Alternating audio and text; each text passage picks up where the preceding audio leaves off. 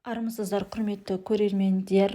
Ұзақ уақыт бойы көпшілік көзіне көрінбеген атышулы Дәурен Айдарқұлов соңғы күндері жеке өміріндегі сәтсіздіктер жайлы бейне жазбаларды жиі желіге жүктеп жүр деп хабарлайды Экспресс.к.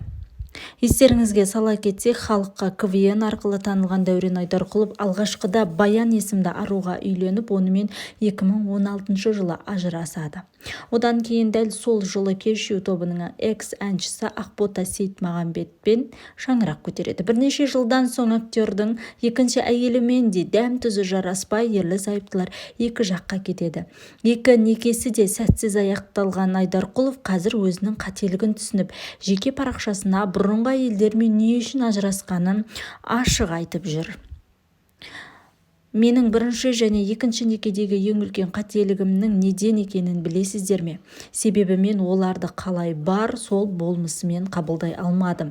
Керісінше өзіме қарай бейімдедім. Олардың жақсы қасиеттерін алдым да жаман жақтарын қабылдамадым. Ал шындығында мінсіз адам болмайды ғой.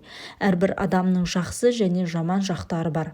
Мен олардан өзіме не керек, нені қалаймын, соларды ғана алғым келді.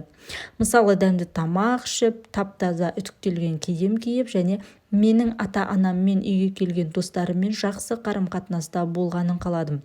Сондықтан әйелдің жақсы әрі жаман қасиеттерін де қабылдай білу керек екен, деді Дәурен Айдарқұлов.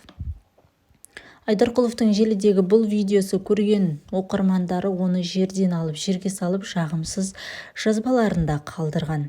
Балалардың қандай қатысы бар, әуелі соларды ойлау керек қой, деп жазды бір оқырманның иесі. Дәурен өзіне бағытталған дәл осы сыни пікірге де жауап беріп өтті.